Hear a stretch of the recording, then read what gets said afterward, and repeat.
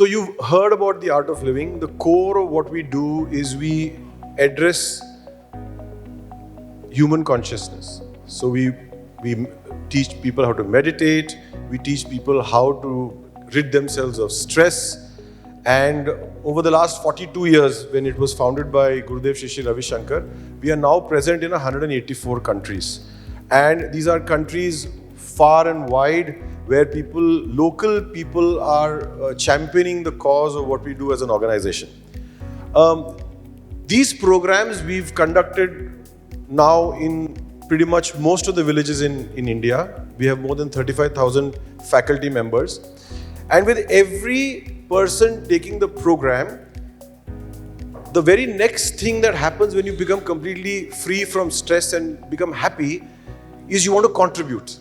So when you're happy, you're not thinking of wanting to take. You're thinking of what can I give, right? So that giving process began, which is happening over the last 42 years, and various different areas of need that got identified in the respective villages started slowly becoming verticals. It was not a top-down approach and said, let's work in water, let's work in sanitization, let's work in this. It was the need from the bottom that emerged, and people and volunteers came together and they started work, and slowly over a period of time, many focus areas got established. So our flagship is our water conservation activities. So now we are working and reviving 70 rivers. This is in 8 states.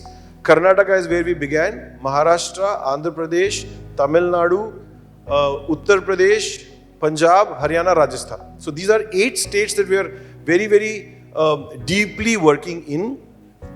The interesting part with water is that today the groundwater is depleting faster than you and me can imagine. We will go home, we'll put on the tap and we'll say, "Pani to hai. Kya problem hai pani mein?" But pani hai nahi.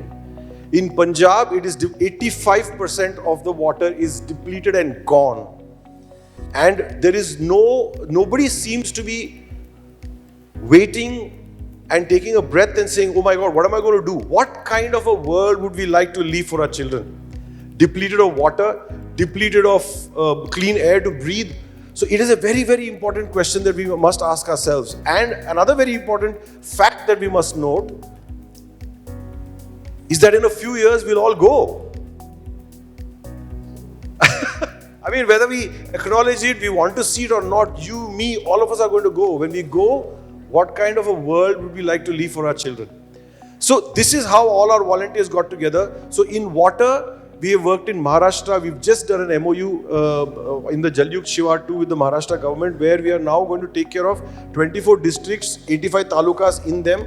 And there is desilting is the activity that we're doing there. In Karnataka, what we've done is we have a very, very, very strong technical team where we have geologists, we have GIS experts. They all put a very action plan based together. That action plan is where we build on, and then we use resources that come from government, resources that come from corporates to create those structures. So over the last 12 or 13 years that we've been working on water, we have created more than 100,000 structures. And these are 100,000 structures that will continue to benefit the community even after you and me are gone. So this is nation building. And this is an area, core area of our expertise, where we've learned how to unlock the Manrega money, which is the government scheme, national government scheme, and to make sure that it's deployed on ground. And then we request the corporates to come and do a little seed funding, because a lot of the action plan, capacity building, technical action plan creation does not get funded by Manrega. So we request the corporates to come in with, it costs about 6% of the entire project. So if you put in 6 rupees, you create a 100 rupee value. So value from a corporate's perspective. Also, the core for us is not the organization, it's not the corporate, it's the farmer. So in every breath and every action that we take, we want to figure out what is it that we can do for the farmer, what can benefit the farmer. Today, we say, a lot of people talk about a lot of things about agriculture, but the core, which is water, that is not addressed as much as it should be. Without water, there is no agriculture. Without water, obviously there is no life, but agriculture, definitely not. So we want to work with the farmers, and for different terrains, different solutions, different geomorphologies, different solutions. You cannot have one size fits all. So we work with different people, different terrains, and see how we can use, for example, I'll get into that in more details. We believe that water is not just the accumulation of groundwater or recharging your groundwater. It has to be coupled with afforestation. Because whatever human intervention that we do, it is good in a temporary scheme of things, but in the longer scheme of things, if it has to work, then afforestation has to come, and agriculture, responsible agriculture, sustainable agriculture, natural farming is therefore something that we take care very, very aggressively. We've trained more than 22 lakh farmers in natural farming over the last 15 years. And that is the core, because that needs less water. Millet is another thing that we promote and push very aggressively, because that needs 1/4 of the water that is required by others.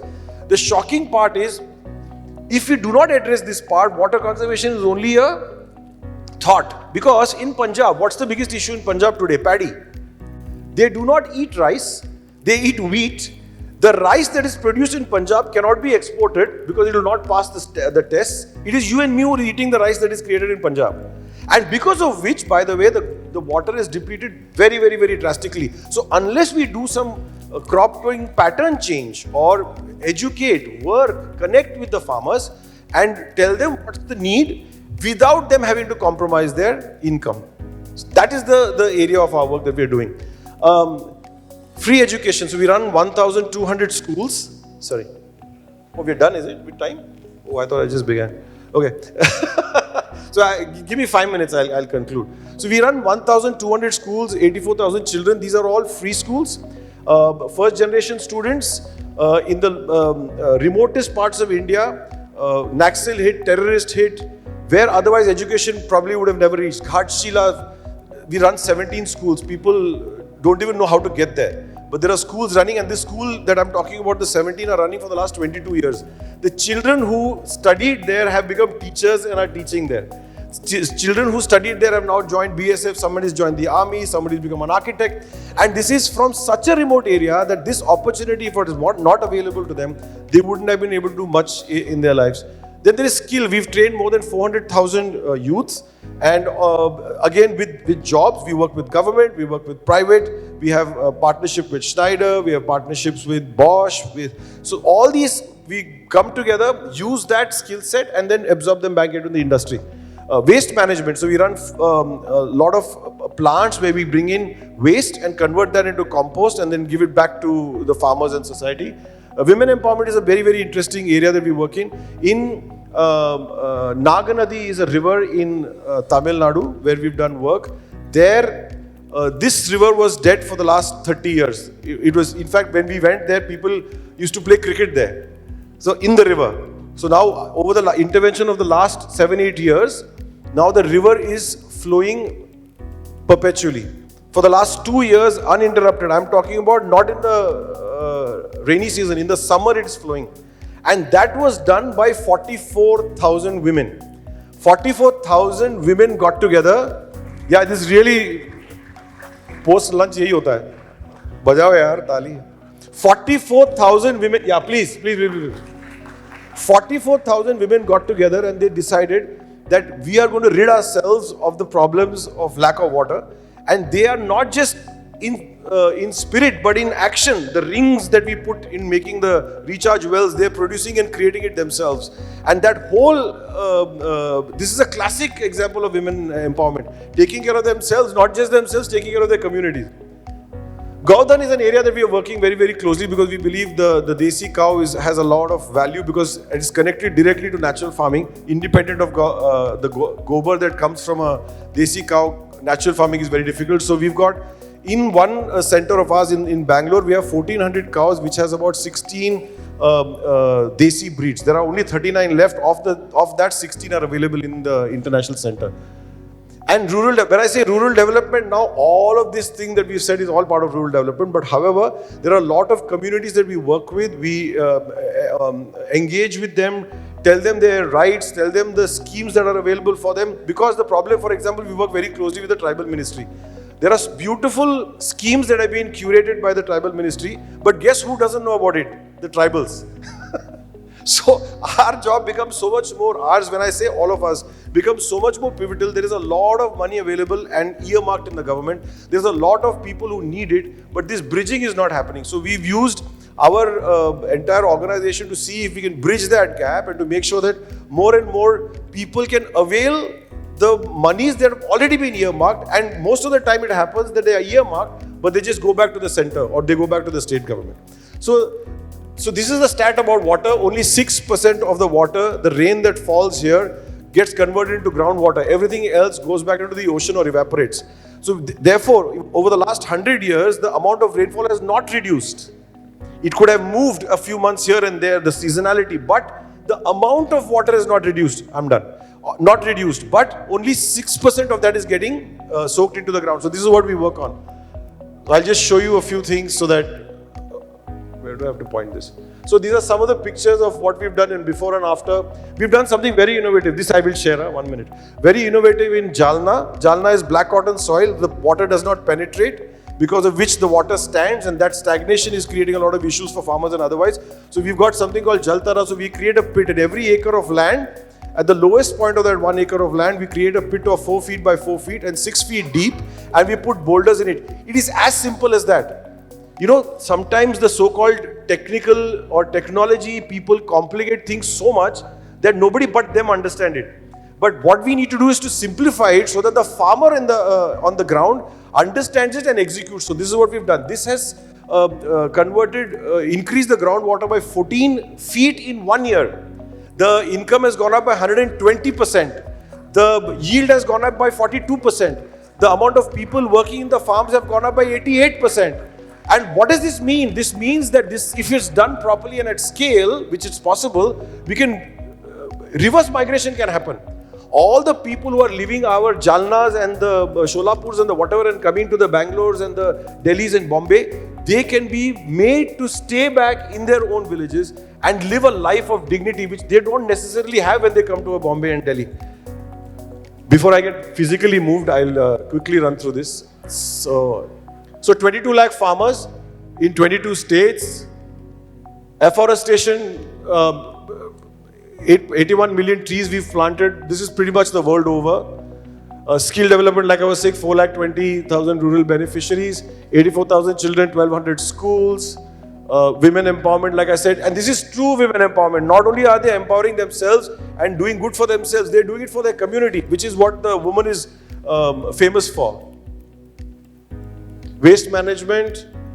This is very interesting. Last point, then you can physically take me out. In the northeastern parts of India, we have solar electrified schools. These schools, which otherwise did not have even basic electricity, today have digital classrooms. Now, this is something that is Herculean, because going there itself is very, very difficult. There used to be governments in the past which would say the best way of handling our border issue is don't develop it.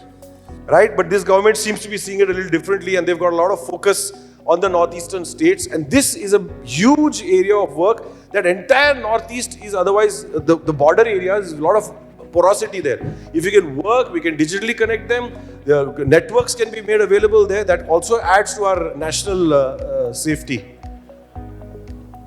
Okay, and that's Gurudev Shri Ravi Shankar, who inspired thousands and thousands. So like I was saying, 35,000 teachers, 200,000 Yuvacharyas, because we run a program called the Youth Leadership Training Program, and these are the youth that work in these villages. So 200,000 youth have been trained over the last 2 decades, and together we would like to collaborate, which is what I was telling them over lunch also. There is no point reinventing the wheel. Somebody has done something beautifully, we'd rather collaborate, because we are present everywhere. We have the presence everywhere. So we have presence everywhere. That presence is something that we'd like you all to leverage. Yeah, so we are available whenever, however. The intention is that last mile farmer, the slum dweller, the people who are underprivileged must get the benefits that we have to offer to them. Thanks so much for the time, man.